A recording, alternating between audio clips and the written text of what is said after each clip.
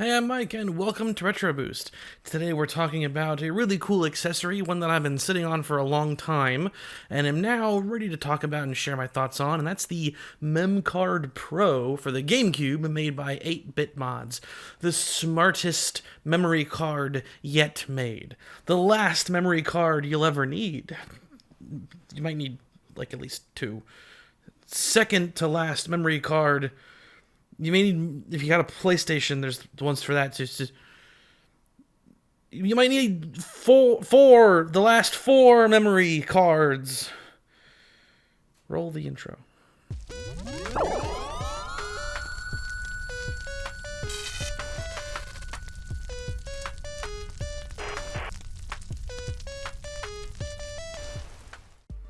Alright, so the topic of today is the MemCardPro, which is a smart, very functional memory card made by 8-Bit Mods. They made one for the PlayStation, and then they released one for the GameCube, and the GameCube one is the one that I currently have. I bought it when it first came out. I debated making a video on it back then, but I really wanted to play around with it more and get more used to it and take the time to like get all my saves transferred over, which I ended up procrastinating on. Here we are a year later, and let's talk about this memory card. So it's a very cool functional device. If you're like a big GameCube enthusiast, have a ton of save files, have multiple consoles, do stuff with other regions, it may be something that you'll find a lot of utility with. So I'll be going over kind of what it is, what some of the features it has, how you use it, etc. in this video. It's equal parts like review, impressions, and tutorial. All of that stuff kind of combined together. So first, let's take a look at what the memory card itself actually looks like, and how it works, how you set it up, how you control it, and then after that we'll get into some of the basic uses of it and stuff like that. Let's get started.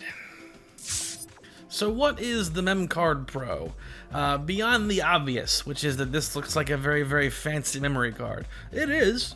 And yes, you get way more storage capacity, but that's just the tip of the MemCard iceberg. So obviously this thing's using SD cards for its storage medium. Even the most basic of SD cards sold nowadays far, far exceeds even the best potential for old school memory cards. So you get the benefit of more storage. But beyond that, there's a lot more that the MemCardPro has packed under the hood. Firstly, we have a screen. Why would it have a screen? Well, the screen tells you which of your memory cards and what page or channel is currently loaded. What does that mean? Well, the MemCardPro, you can create virtual memory cards, plural, as many as you care to create. If you wanted to, you could create a virtual memory card for every single game in your library. Or you could do what I did and just have it be broad categories of use cases. I have a GameCube one, a Wii one, a USB loader one, and different regions. And each one of those virtual cards has 8 sub-channels within. You can customize how big these sub-channels are. For me, I just did the 1019 block. It'd be all about whatever your storage capacity is. The bigger the SD card, the more freedom you have here, obviously. But it's each one of these virtual cards is in itself 8 cards in one, which is really interesting and provides you a lot of flexibility in terms of how you want to customize how your saves are all put together and organized. It's pretty intricate. And all these cards are distinct from each other, because just as a really quick use case, you don't want to have different regions of GameCube games saving to one singular card. It can corrupt the data. There's the perfect case for creating multiple virtual cards, one for each region. That way you can have it all be on one storage device, but within that, everything is kept separate and safe, no chance of corruption. Very cool. Or you using action replay. I want to have a distinct kind of action replay section for all my, cheated games that are all 100% complete artificially, have cheats involved. Put those on their own card. Keep it separate from the main stuff. There's a lot of cool stuff going on there, and the screen tells you which one is currently loaded. It also lets you swap between them on the buttons. It's hot swapping, basically, which which many games do support.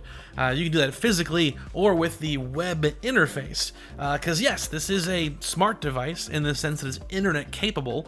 You can control the MemCardPro itself over your internet from the web browser's like UI, and you can also use that same UI to create virtual cards, edit existing ones, customize their storage sizes, backup data from the cards themselves. It's very cool, and I'll go into that next. So let's move on to the web interface part of this, because this is the coolest part for sure.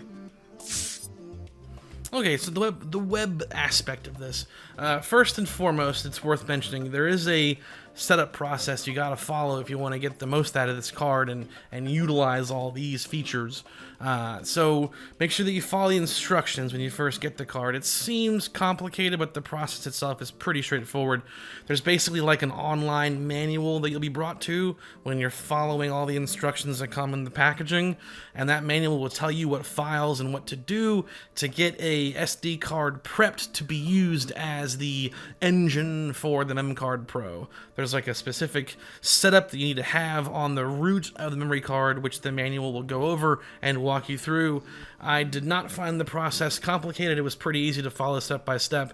Once you have the memory card in question like set up and ready to go, you're good to start using the card and get it connected to Wi-Fi, which again was also a pretty simple task.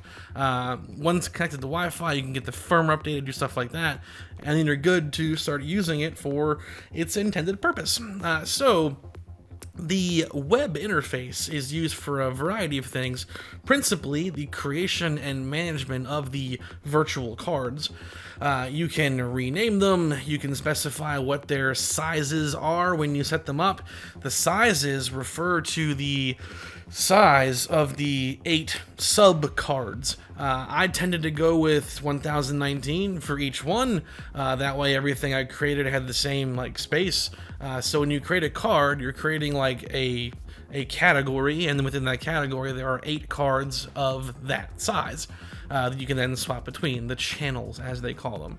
The screen will tell you what current card and what channel is currently loaded, as will the web interface. And the web interface can be used to swap between the virtual cards and the individual channels. You can even like do it like really fast compared to waiting for the button presses on the physical card. It's pretty cool. When you load a card, that's what the mount option is. When you're mounting a card, you're making that one the one that's currently active. Swapping between virtual cards and channels is akin to hot swapping a memory card like in between slots on the GameCube. Most games tolerate that perfectly fine when you're on like a status screen for loading a file.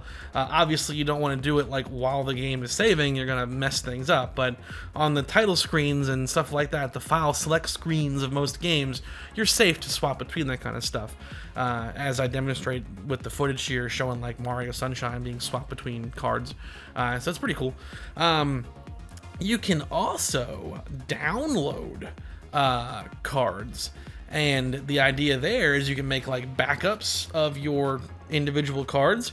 One use I found for that is with Dolphin. So if anyone's into the emulation side of the GameCube experience, you can take a MemCardPro and download one of the channels of a card. It's channels you're downloading, not the whole thing. You're not downloading all 8 channels as one card. You're picking which channel within a virtual card to download. Just keep that in mind. So what I spent time doing is gradually getting all of my different memory cards, all the game files. I identified the primary game files of all my different games, and I migrated those into one channel of my MemCardPro for the GameCube virtual card that I named as such. You know, obviously your name will be different. You can call it whatever you want. So I got all my stuff kind of combined into one channel. That's the main thing. I downloaded that channel onto the computer. Then what you do, find the good lord, brain. Find on your computer the file directory for where the virtual GameCube memory card folder is for Dolphin, which is very easy to find. If you've been using Dolphin for a long time and you don't want to erase what's already there, you might want to make like slot B. In my case, nothing was really there that's worth consideration. So I erased everything in that folder and replaced it with the MemCardPro backup. But you can't just directly move it. You have to download the card. It saves as that file. It's like, 7-1 in my case. Go into Dolphin, go into the tools menu. There's like a memory card manager tool. You can import that backup file from the MemCardPro, and then it'll read all the games that are on that. You then export that, and now every single game has had its own little save file created that you can then cut and paste into that GameCube memory card folder that Dolphin uses for tracking save files. And once I did that, bam, all my game saves are now as is on my regular GameCube and on Dolphin. And if I ever continue to play games on GameCube and advance those files, I can just do that again and overwrite them, effectively updating them on the Dolphin version. Pretty cool. So that's a good use case for downloading stuff. There are also some additional features that the MemCardPro has in regard to modded GameCubes. If you use Swiss, there's additional functionality. The MemCardPro can actually read different games and automatically load or switch to the appropriate channel for that game save on your cards, wherever it may be. It'll also show the game ID on the screen too, which is pretty cool. So there's some additional features if you have a modded GameCube. But for me, as someone with an unmodded GameCube, the two main uses that I got out of it were, number one, creating those different virtual cards, which, again, for your different preferences, you may find a lot of utility with that. If you're the kind of person that just loves to be super organized, like I said, you could, if you wanted to, make a virtual card for every one of your games, or lettered by games like A, B, C, or that's the Animal Crossing card. Actually, you know what? That's the one you can't do. Animal Crossing, you can't transfer that particular file without some very, very fancy science. So bear in mind that not all games will allow you to transfer between cards. That's important. But if you're starting from scratch, you could have A, B, C, D, or do what I did, have by category, GameCube, USB loader, different regions, and be able to swap between those. I'm probably going to create an action replay one, since we do a lot of action replay silly stuff on the channel. I might create a dedicated action replay one and have all the joke files that are all 100%ed and screwed up on that one card. Do that. So it's really cool. There's a lot of functionality with this thing. It's pretty sweet. As I mentioned, there are multiple models. The currently I'm aware of is PS1, a PS1, PS2 model, and then the GameCube one. For all I know, as I speak right now, it might be even more than that. If there are, put it here, correction, blah. Very cool.